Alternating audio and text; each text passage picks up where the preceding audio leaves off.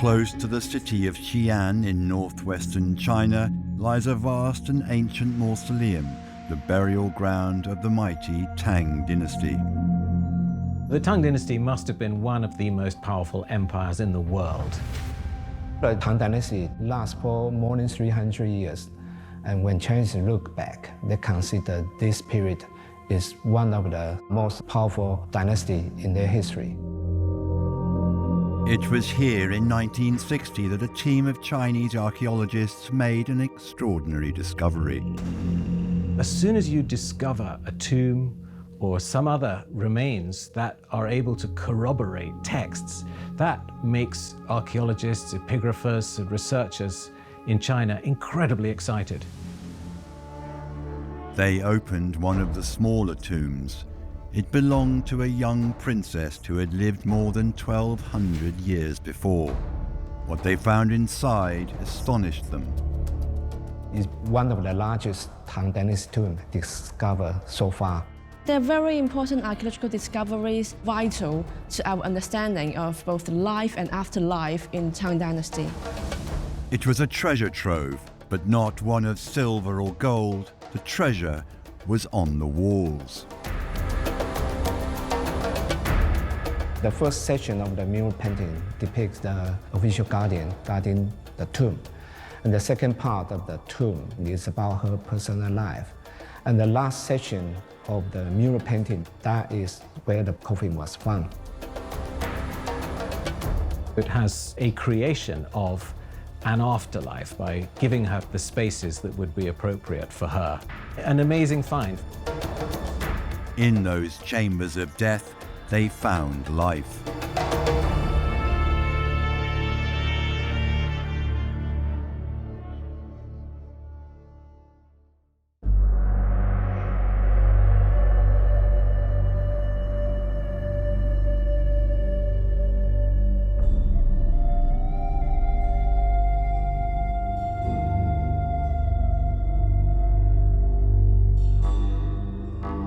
The Terracotta Army, one of the wonders of ancient China. Thousands of warriors, forces, acrobats and musicians, all buried in the earth to accompany the first emperor of China into the afterlife. It was discovered by accident in 1974. The Terracotta Army has since become a UNESCO World Heritage Site and one of the most popular tourist destinations in modern China.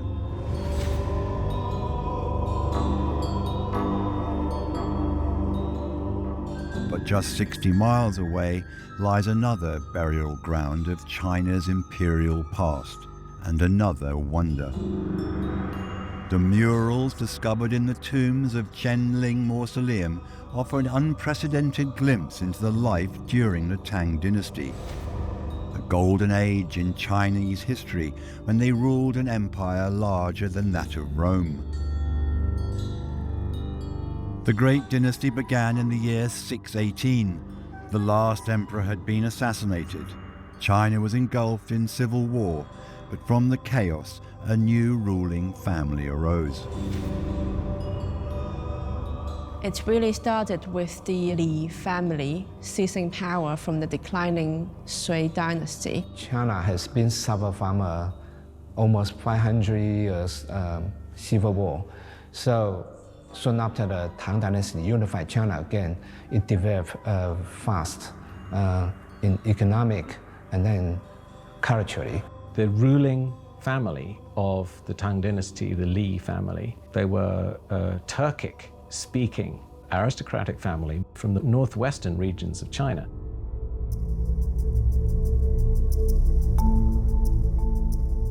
The new dynasty would rule China for almost 3 centuries. It was an era of progress and stability. Art and literature blossomed, as did science and technology, and the Tang capital, Xi'an, became the greatest city on the planet.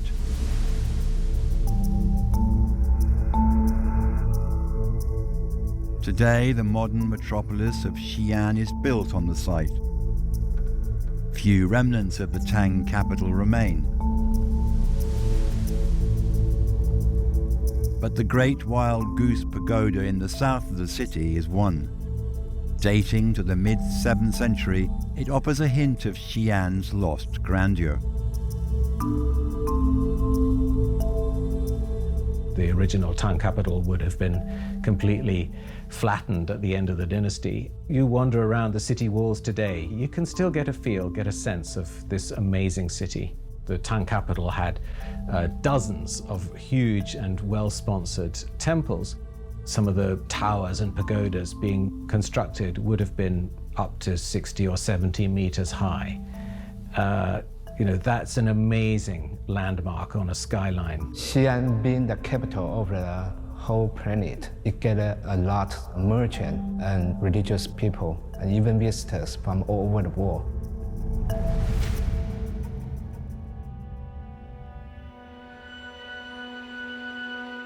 Its name meant perpetual peace, but Xi'an was the center of a vast empire.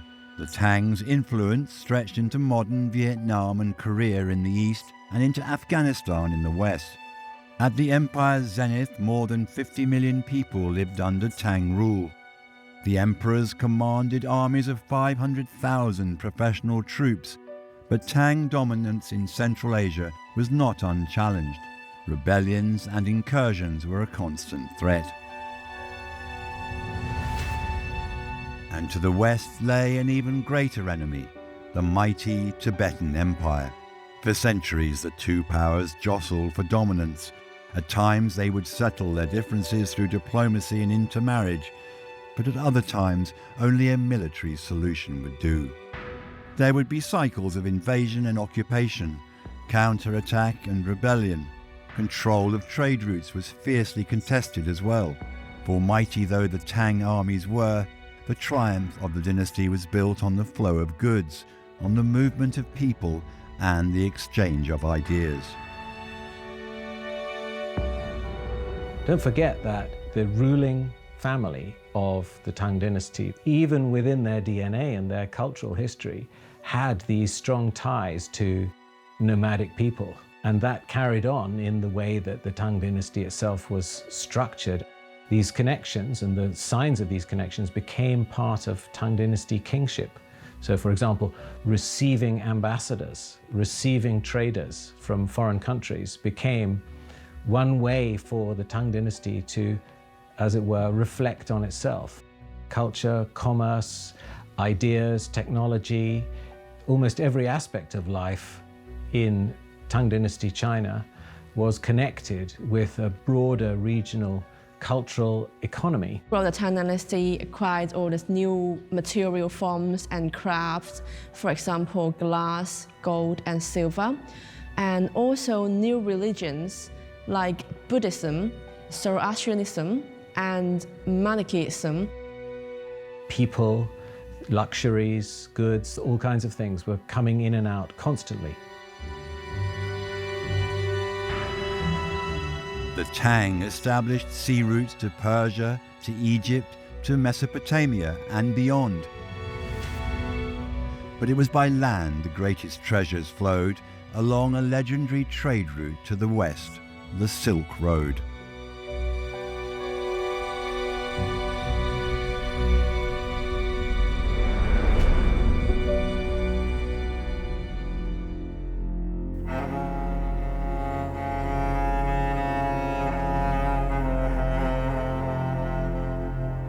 The Zhenling Mausoleum in northwestern China is a window into another time.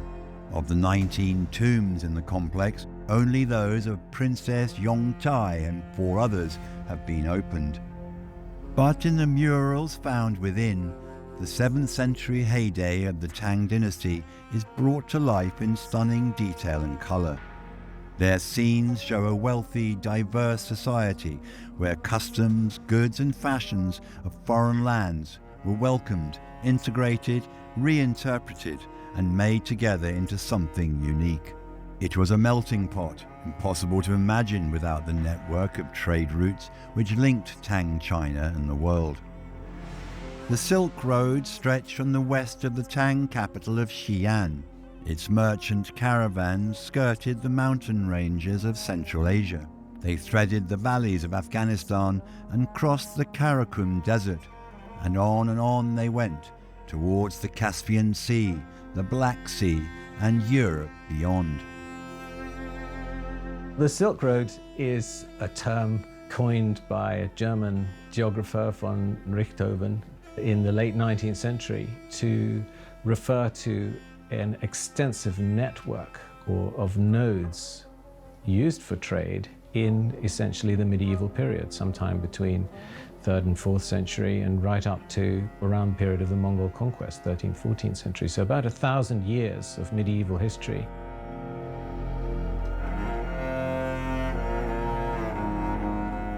The Silk Road is the mainstream to make prosperity of the Tang Dynasty financially and culturally.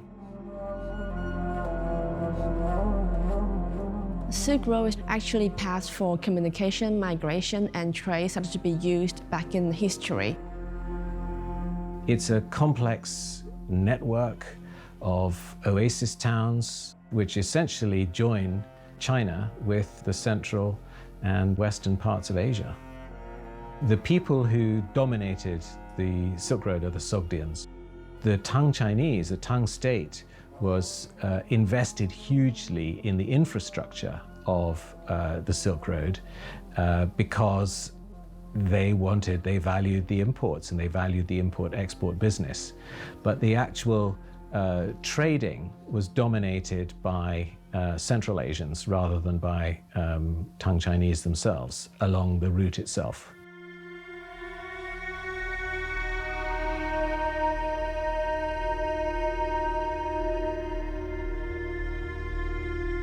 The Silk Road, which connected Tang China to the west, had its origins centuries earlier.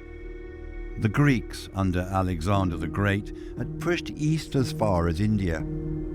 2 centuries later, their descendants in Central Asia were met by Chinese embassies of the great Han Dynasty. A Chinese military presence in the region followed, securing the first open trade route across the continent.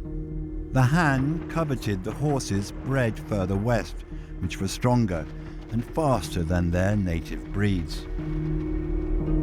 Chinese luxuries such as silk went the other way, passing from merchant to merchant across thousands of miles, making many rich along the way. But such a lucrative trade route was jealously contested. Every power in the region wanted its piece, and opportunistic bandits were always ready to swoop on the unguarded and unprepared. The Han Dynasty fell in the 3rd century. The Roman Empire too would soon fracture. The Silk Road closed. It was not until the Tang unified China and expanded into Central Asia again in the 7th century that the direct link to Europe was reopened, and it would carry far more than just silk.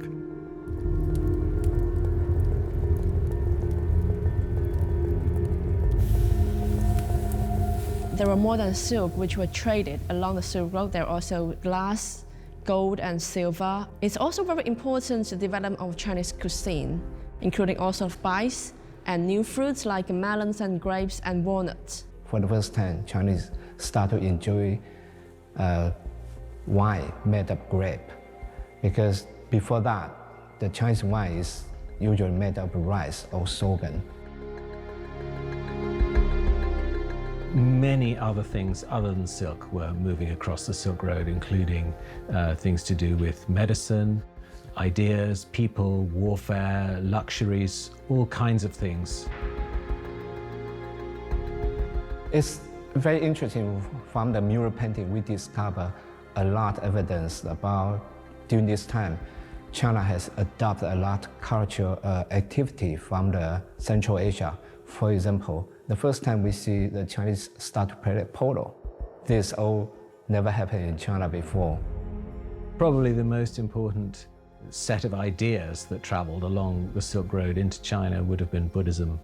All kinds of sutras were coming from India and triggering and stimulating new interest in this particular religion and faith. It was a huge stimulus to the history of ideas in medieval China.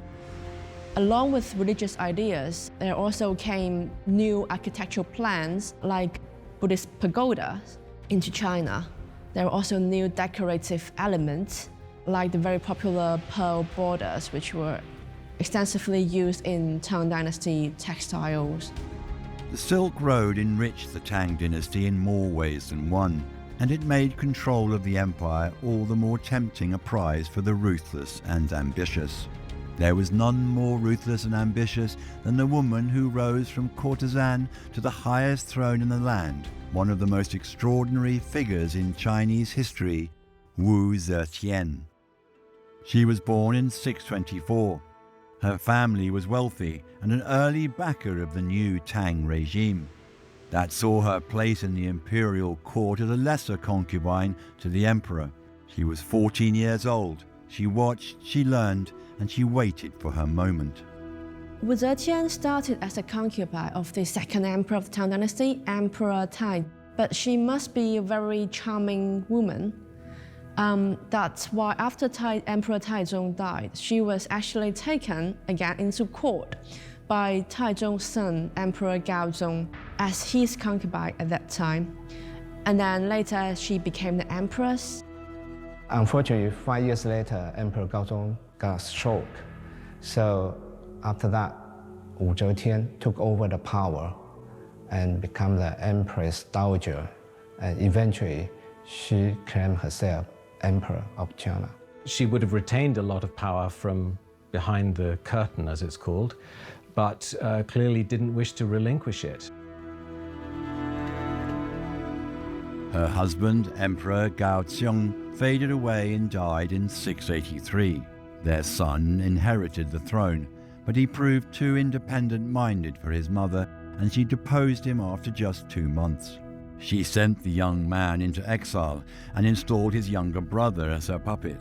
In 690, she then removed him too and seized ultimate power herself. She was the only female in the history of China who actually became an emperor. She ran the state for more than 40 years. Firstly, unofficially as an empress, then afterwards he claimed herself an emperor. It's important to say also, this is one of the great moments of flowering of Chinese culture. She was a great sponsor of arts and religion. And so many of the religious organizations and artists would have thrived and flourished under her patronage. But she was ruthless, and she was clearly very power hungry and also quite insecure, and didn't hesitate to execute or demote or banish anyone who came up against her.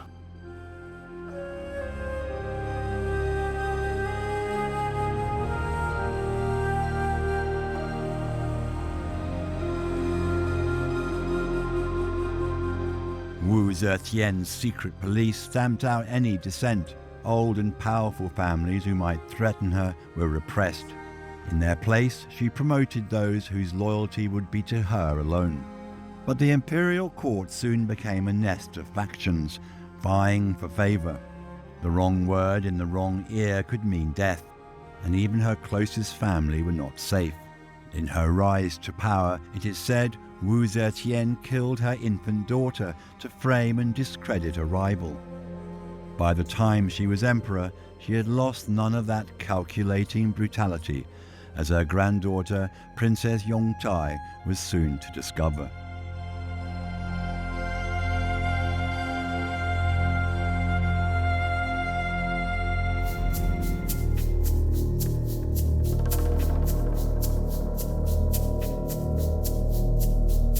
At the beginning of the 8th century, China was ruled by an aging despot.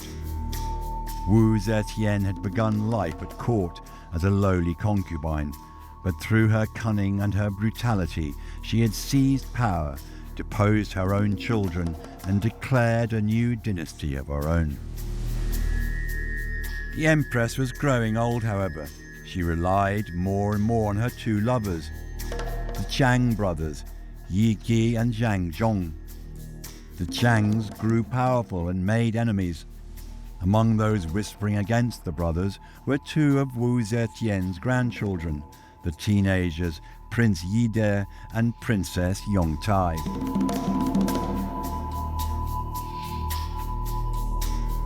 Princess Yongtai, who was obviously said to be a great beauty, who, if she stood next to plum blossoms, the plum blossoms would look drab. Prince Yida's name is Li Chongren. He is the grandson of Emperor Gaozong and Empress Wu Zetian.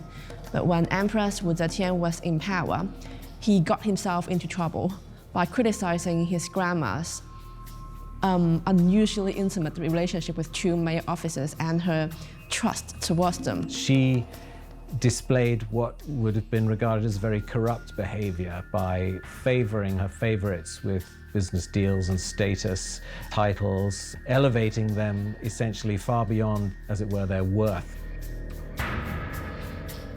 Wu Zetian discovered Princess Yongtai and her brother and her husband talk about her private life behind her back.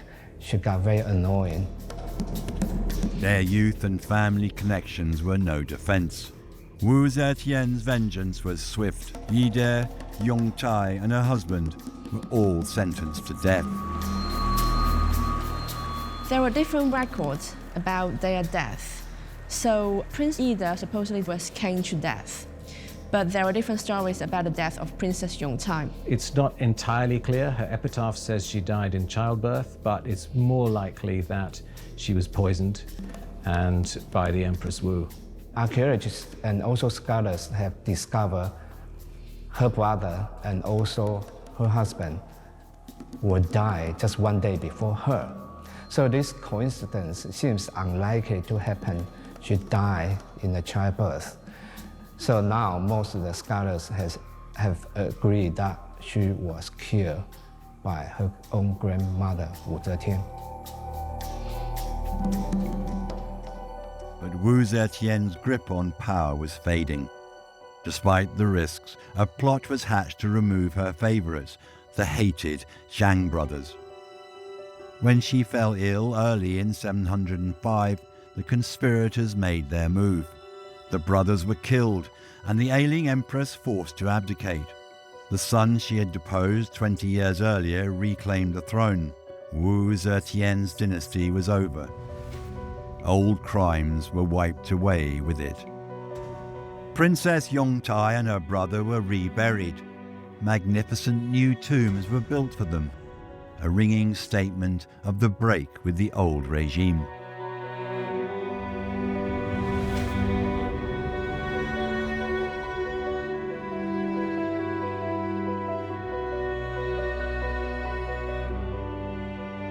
The tombs, for a start, are exceptionally large, sometimes several hundred meters by several hundred meters. Both tombs share the same structure, with two large tomb chambers underneath a truncated mound above ground. And these tomb chambers were linked with a short corridor, and they were approached by a sloping tomb passage with a ground level opening. Remember, we're in a world of sumptuary laws here, where according to your status on the social hierarchy, that determines what kind of luxury you can be and must be afforded for everything in life and in death. And Princess Yongtai was treated with great honors similar to that of an empress.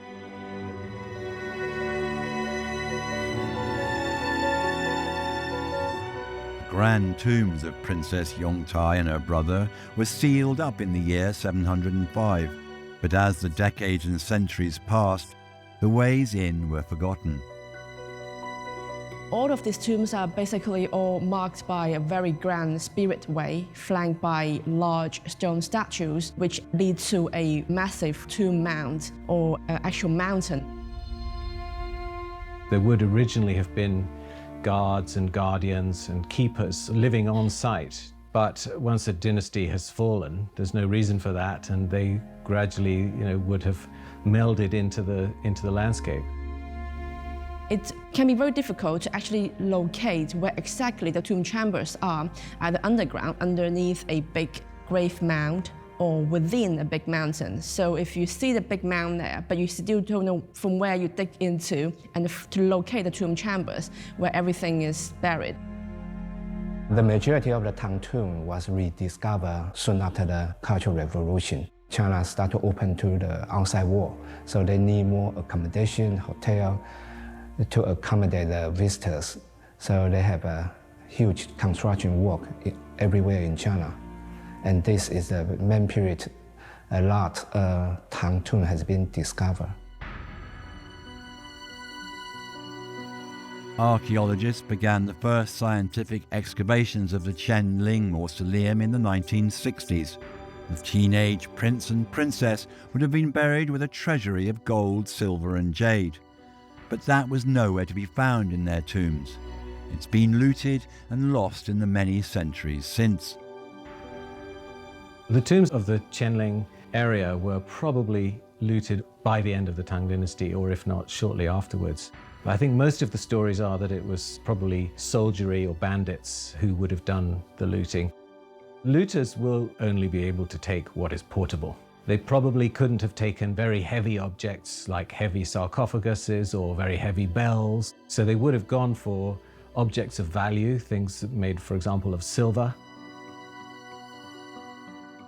All objects made of precious materials like gold and silver or jade were taken. So, for example, in the tomb of Prince Zhang Huai, there was a jade book with gilded inscription which indicate his identity. So that jade book was broken down into pieces and taken away, and only fragments remained in the tomb.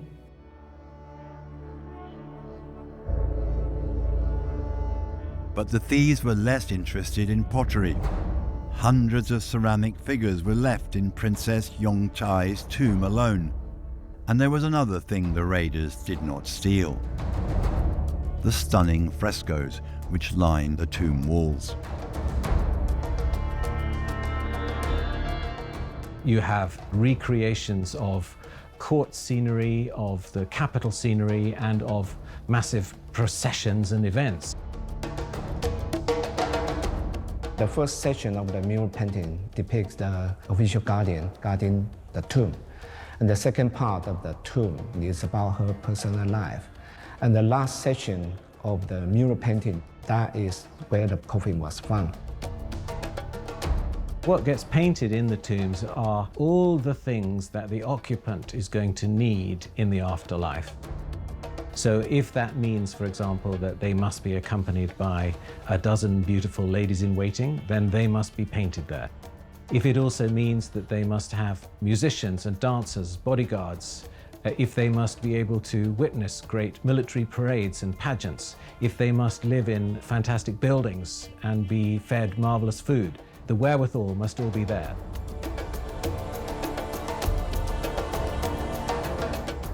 We don't know any names of those craftsmen who created the mural paintings within the tombs and also the ceramic figures. Despite that, their works are very fine, high quality. As they say, a picture is worth 1,000 words. The content of the images gives us a way to imagine all kinds of everyday scenes that we would never have otherwise been able to conceive of. Only few of the Tang Dynasty paintings have survived. They were originally painted in silk. So this discovery of the mural painting helped us to understand their daily life. What's interesting about the Tang period and these murals is that we're not just looking at an introspective China. We're looking at China that is fully integrated into a massive regional economy across Eurasia, which means that there would have been ambassadors and traders and merchants and emissaries and all sorts of other people in the capital at the time. And of course, they find their way into these murals as well. On the walls of the Qianling tombs, we see Persian wine glasses and foreign dignitaries. We see musicians and instruments from far-off lands. We see cheetahs and camels and other exotic beasts. We see all the world coming to Tang China to trade, to pay tribute, to serve, and to make a new life. And we see the change in women's status too.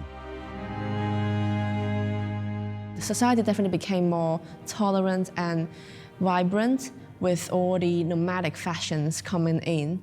And there was definitely much less social segregation of women. The women in the Tang Dynasty, they enjoy much higher social status in the society than any period in Chinese history. They start to dress up and imitate the European style or even the fashion from the Central Asia in many ways, in their makeup, in their dress, and even their social life. We're still in the medieval period. It is still a patriarchal system. The place of women is to correspond to men, to be demure, and not to come out from behind the curtain. But that said, women could ride horses. Women might even have played polo. They could certainly get out and about, aristocratic women, that is.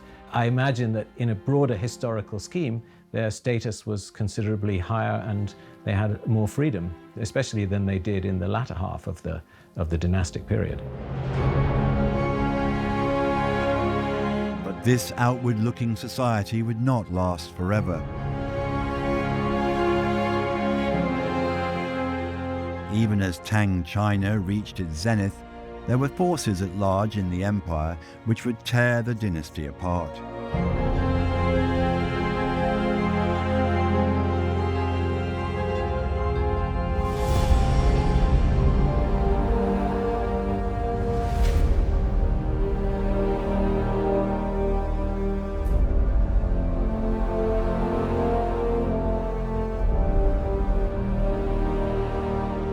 By the middle of the 8th century, Tang China was at the peak of the Golden Age. Wu Zetian's divisive reign was over. Under the rule of her grandson, Emperor Xi'an, China enjoyed decades of political stability, peace and prosperity. The Tang Dynasty must have been one of the most powerful empires in the world, if not the most powerful, in the medieval period. It had a much larger population and it had a far greater trading status compared to any other state of the time. This very open era in China, from all the cultural and population exchange, came into a full bloom in the Tang Dynasty. The tombs themselves are a great mark of the scale of the tombs. Several hundred meters by several hundred meters. It's an indication of the wealth, the luxury, the power, and what the status of China was among the regional powers that traded with it, that recognized it. In December 755, however, disaster struck. An Lushan was a powerful general in the Tang army and a favorite of the emperor. But he had a bitter rivalry with the emperor's chief minister. After one provocation too many, An Lushan rebelled. Civil war beckoned in China. With the mighty northern garrisons under his command, An Lushan swept southwards. Within months, his armies had captured the great city of Puyang. There, he declared himself the first emperor of a new dynasty, the Yan. He marched onwards to Chang'an. The emperor fled, the city fell. An Lushan was unable to secure the whole country. Indeed, he could not even rule his own family. Early in 757, he was murdered by his son. He, in turn, was killed by a loyalist to the dead general. The new Yan dynasty was imploding. The rebellion failed. But for the Tang, victory came at a cost. The economy was in tatters. Thousands upon thousands had died, and more had been forced to flee their homes. The capital, Chang'an, had been looted. The central bureaucracy there was decimated. The glue, as it were, that was holding the state together started to come apart, and you start to get militarism, you start to get rebellions, you start to get independent governors, and that's a recipe for a disaster for a unified, centralized state. A further series of agrarian rebellions finally torn down the dynasty in the beginning of 10th century. The Tang Dynasty never recovered from the 756 An Lushan rebellion, even though in name it carried on right up until 907.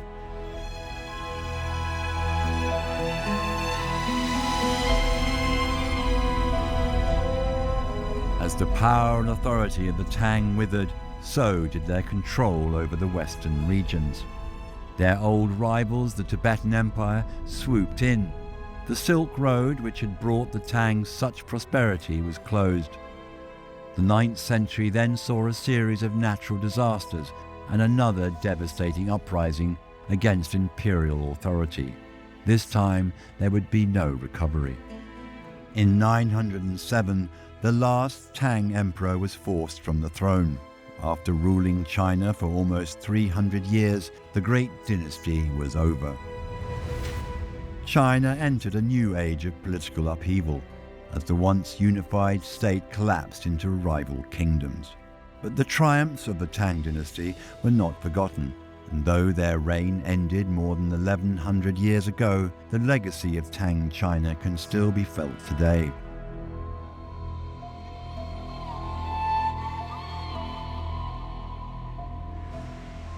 The impact on Chinese history has been immense. They defined many of the institutions and institutional practices that come to help us identify what their culture is. I think the Tang Dynasty really has left a lasting legacy in Chinese culture. It's renowned for its literature and its ceramics. Also, it is when woodblock printing started in China. So these are all the lasting legacies in Chinese material culture, which are still very important in our daily life. If you take, for example, something like the civil service examination system for recruitment of officials to government, that was founded in the Han Dynasty, but it really only became a meritocracy in the Tang Dynasty. And towards the end of the Tang Dynasty, you start to get men coming into government who are often from obscure families but are brilliant. And a mechanism was found within the system to enable them to rise to the top and to become advisors to government. So these kinds of institutional frameworks are hugely important. Not to mention things also like calligraphy. In the history of calligraphy, essentially by the early Tang Dynasty, the modern script, which everyone writes today, was formed. They still talk about the Silk Route. They still want to revise the Silk Route. So you can see the new president, Xi Jinping, he emphasized so-called one belt, one road. This is one to echo their golden period of Silk Route. And when Chinese look back, they consider this period is one of the most powerful dynasty in their history.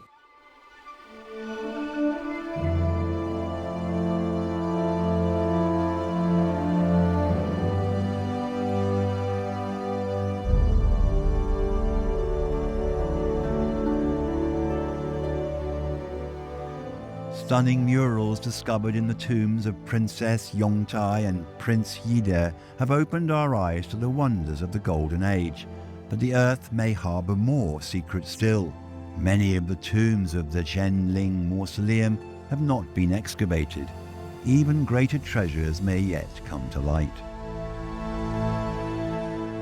It's a large tomb complex with the larger tombs for emperors and empresses and smaller, what are called satellite tombs for their siblings, offspring, or for meritorious officials or generals or people of that kind. We know the imperial line, we know the names of a lot of the royals. There will certainly be tombs that have not been discovered. The main tomb in the Zetian mausoleum, the tomb of the emperors Zetian and Emperor Gaozong, were still excavated. This is also probably the only intact royal tomb that remain in the mausoleum. I'm sure there are still plenty of Tang arts waiting to be discovered. Because during that time, apart from the royal tombs has been found in the capital, Xi'an, there are still some high-ranking individuals that have been buried in different parts of China, and these tombs are still waiting to be discovered.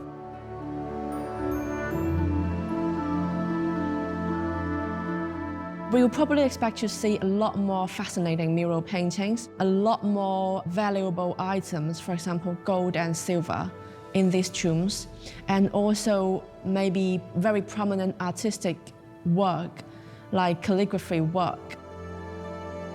There is still the legend that a divine piece of calligraphic work by an Eastern Jin calligrapher, Wang Xizhi, was in one of these imperial tombs of the Tang Dynasties. I think the Chinese government sensibly has a policy of not biting off more than it can chew, and of just dealing one by one with the major tombs, which require a huge amount of archaeological resource and effort to excavate and then to report upon. So I think they should take their time and do it methodically and sensibly.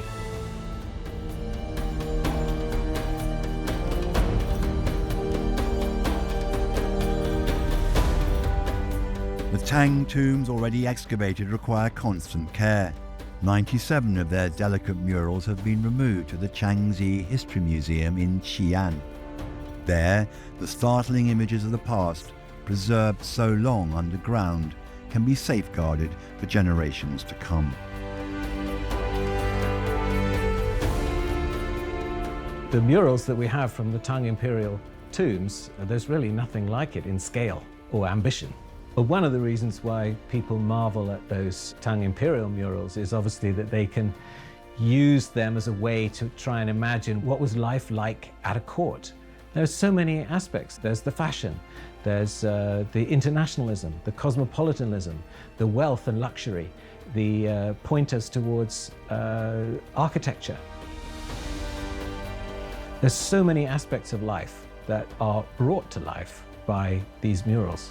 What was it like to be a fly on the wall at the court of the princess? We really wouldn't have very much idea without these amazing Tang Dynasty imperial murals.